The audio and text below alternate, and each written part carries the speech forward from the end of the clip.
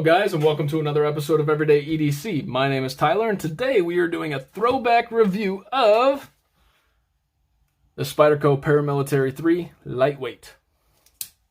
This is Jake's knife, so thank you, Jake, for sending in these knives. He sent me 11 knives and 2 flashlights, and he's a dick because I'm starting to like flashlights now. Thanks, Jake. So, I've never felt a PM3 until Jake sent this. I've had a PM2, and I've been meaning to get my hands on a PM3, and ever since he told me that he really likes this knife and won't trade it to me, I went out and got something extra special that will be coming in soon, and I have something even more special planned for that. So, it's a PM3, but just wait till you see it, and then wait till you see when I get done with it. It's going to look so good. So, as usual, let's go over my overall thoughts. This is CTS BD1. I believe the lightweight's coming in with the black on black version is approximately $90 to $100. Not a big deal. The ergonomics on the PM3, absolutely fantastic. If you haven't guessed already, and those of you who don't know, fantastic ergonomics. The fidget factor, great. Let's see here. Let's tighten this up a little bit. No blade play side to side. I might have to fidget with this. He's very greatly loved this knife. So, and by that I mean he uses it a lot. So you could tell that it's used a lot, which isn't a bad thing. It means that this knife is awesome. So, no real blade play back and forth or side to side. After adjusting a little bit, it's not centered, but I'm sure I can get it back to center. Spyderco's pretty good about that for the most part. Granted, their tenaciouses are a little meh. Let's check this. I have to check that pivot. That pivot feels like a T10. Really? Okay. So, interestingly enough, it has a wire pocket clip that is ambidextrous. And the bottom 2 screws are T8. I think the pivot is a T10.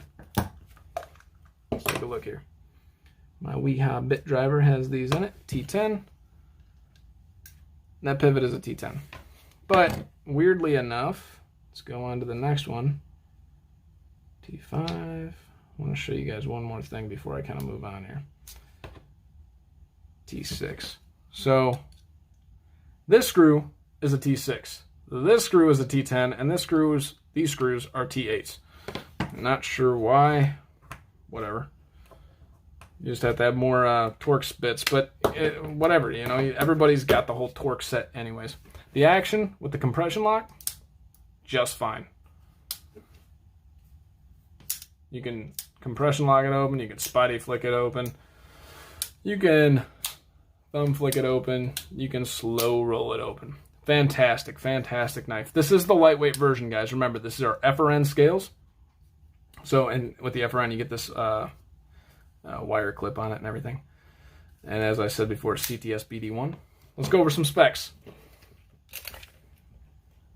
The overall length on this guy's coming in at just under 7 1/4. The overall blade length is about, according to this, just under 3 inches, and the overall cutting edge is only about 2 3/4 inch.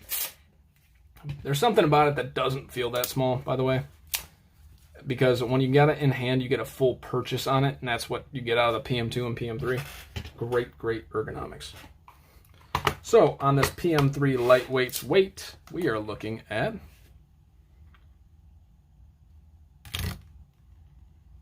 2.41 ounces. Pretty darn light, and for the blade to length ratio, it's a winner.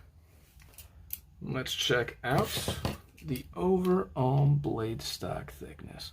Blade stock's coming in at about 140 thousandths.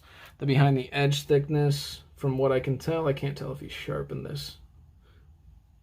The overall blade stock thickness looks like it's coming in at about 20 thousandths. Is it 20 thousandths all around? Because I love when they do the same behind the edge thickness all around, as opposed to like letting it get larger towards the tip.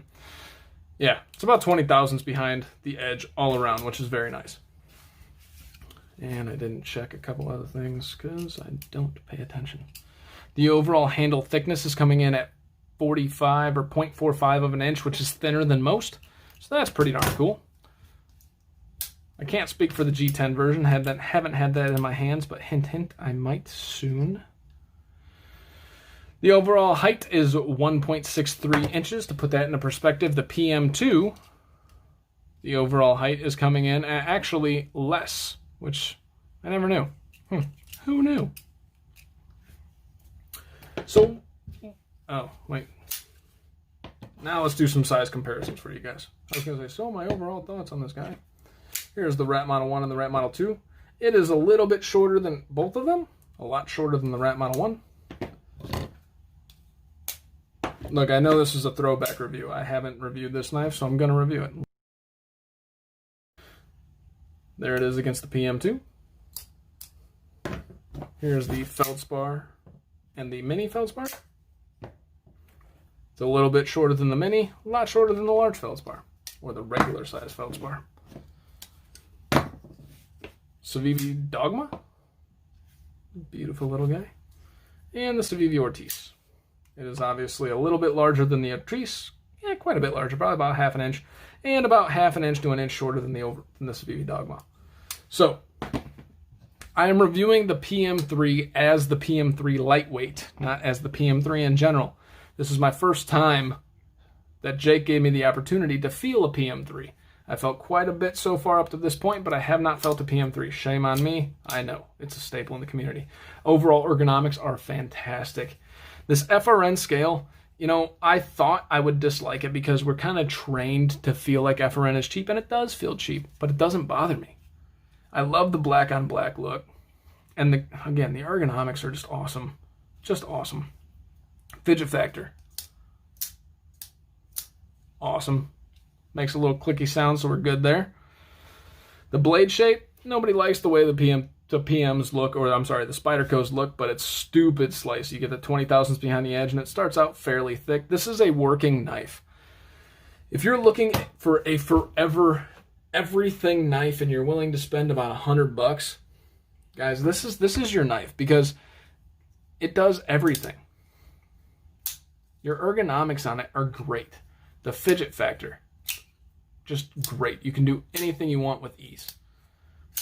CTS BD1, not great, but not awful. It's not a bad blade steel. I don't know. I don't remember enough about it to really give you too many specs on it. I'll have to look that up when I do my chemistries and everything. I'm going to do a couple quick lessons on blade steel chemistries as we get going. But so what don't I like about this knife? The FRN scales. I mean, they're comfortable. It's relatively grippy, but you know, it's FRN. It feels kind of cheap. Aside from that, aesthetically, maybe I don't like the aesthetics as much, but I think I do because I've grown accustomed to aesthetics when it comes to the Spydercos that in the beginning, they're ugly as sin. See, I keep failing it, but it's not the knife, it's me. I'm just not used to flipping this one yet. I think the aesthetics on Spydercos are ugly as sin, but then I used one. And all of a sudden, the aesthetics feel good looking because you use it and you get it. You know why. And maybe you're seeing past it. Maybe it's like that one chick that may not be the best looking, but then you get to know her and she's pretty freaking cool. That's Spydercos. Great personalities. I love the ergonomics. I love the deep carry wire clip that's on here. I am beginning to love the compression lock. That's my problem. You guys see where my hand's going? I put my finger up here when I go to flick. I got to get used to flicking it like that. But I love the fidget factor. I love the compression lock. I love the ergonomics, and I love the blade. The wire clip. So you can't, in my opinion, Spyderco, out of the Spydercos that I've felt, which is the PM2, I felt the Tenacious, I felt the Astute, I felt the Manix 2, the most well-rounded, in my opinion, so far to date is the PM3. And that's not because everybody loves the PM3. It just feels extremely well-rounded. It's something that you're not going to be mad to carry with you at any given time. It's discreet, and yeah, it's a little bit big in your pocket, but it just does the job. It does the job for fidget factor. The ergonomics, you can probably do anything with that. And now that we got the PM3 in hand, the PM2 is great, but I feel like I would never want to carry a PM2 when I can carry a PM3. Forgot to mention, has a lanyard hole. Huh? That's a good thing, I guess. Overall thoughts on this guy for $100 plus or minus? You aren't going to go wrong. You aren't going to be mad. Yes, it's an older knife. By the way, I think it's running on bronze washers. Let me see here. Yeah, it's running on bronze washers. But you're not going to be mad at this knife. It's old. I don't know what year it came out, but it doesn't matter. It stood the test of time. This is a knife that we would call Evergreen.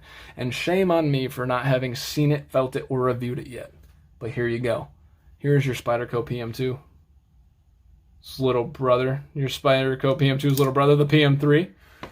And it's a fantastic knife, guys. If you're thinking about it, you think you want the smaller version, you think you want the small everyday carry type of knife with great ergonomics, a great blade shape, great fidget factor, deep carry with this awesome wire clip, because the wire clips are actually pretty damn good. They're ambidextrous on both ends. You're going to be very, very happy with the PM3. I am. And you guys will see that soon. I can't wait to do that unboxing. I am stoked. Thank you guys so much for watching. This is the review of the Spyderco PM3. I know I'm late to the game, and that's okay. At least we got it. My name is Tyler. You guys stay sharp, stay safe, subscribe if you haven't, and have a great freaking day. Thanks for watching, guys.